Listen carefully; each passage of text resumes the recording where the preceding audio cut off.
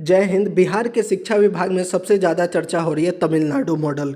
तो इस वीडियो में मैं आपको बताने वाला हूं जो तमिलनाडु मॉडल की रिपोर्ट है उसमें जो 10 बड़ी बातें हैं और उसमें से 8वां और 10वां पॉइंट जो है वह सभी शिक्षकों के लिए बहुत ही महत्वपूर्ण होने वाला है। तो चलिए वीडियो को शुरू करते हैं। लेकिन पहली बार अगर आप हमारे चैनल पर आए हैं तो जल्दी से चैनल को सब्सक्राइब कर दीजिए, वीडियो को लाइक और शेयर कर दीजिए।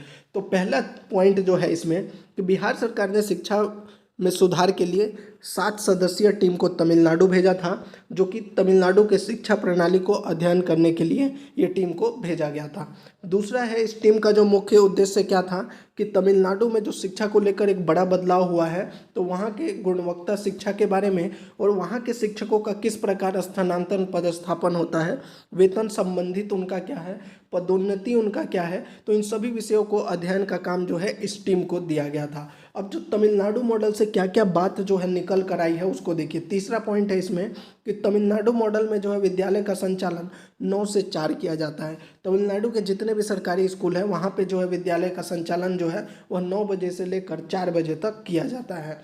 वहीं चौथा पॉइंट क्या है कि तमिलनाडु में मध्याह्न भोजन समाज कल्याण विभाग द्वारा संचालित किया जाता है, जबकि बिहार में शिक्षकों को यह कार्य जो मिड डे मील का कार्य है वह शिक्षक करते हैं, जबकि तमिलनाडु में जो है ये भोजन संबंधी कार्य जो है ये समाज कल्याण विभाग द्वारा किया जाता है। और बिहार में भी अब मध्याह्न भोजन का जो है शिक्षकों को अलग किया जाएगा। ऐसा कहा जा रहा है कि अब तमिलनाडु मॉडल की तरह ही बिहार में भी शिक्षकों को इस काम से अलग किया जाएगा, यानी मिड डे मील का खाना का काम जो है वह किसी और विभाग को दिया जाएगा। पांचवा पॉइंट है जो सबसे महत्वपूर्ण है और 8वां और 10वां पॉइंट भी बहुत महत्वपूर्ण है।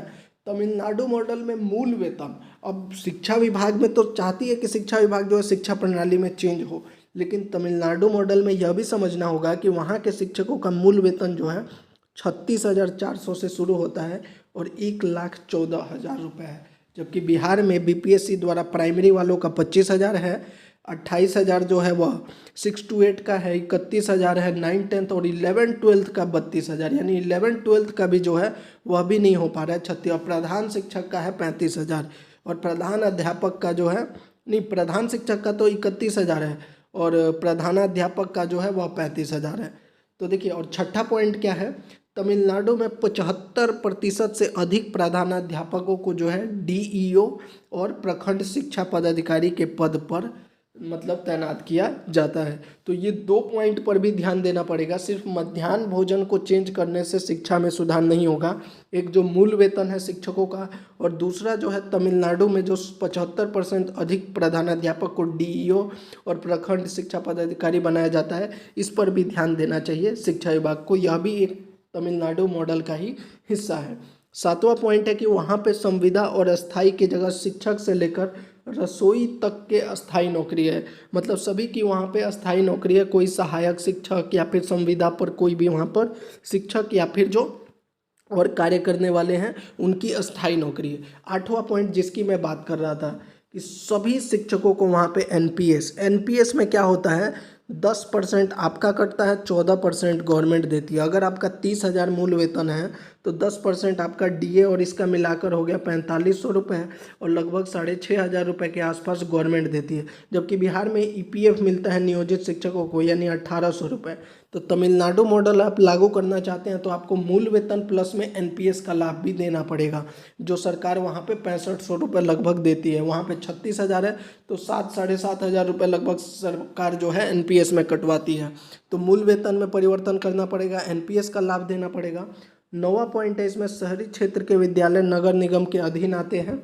और 10वां जो सबसे इम्पोर्टेंट है, वहाँ के सेवानिवृत्त होने के बाद जो है पेंशन का प्रावधान दिया गया है।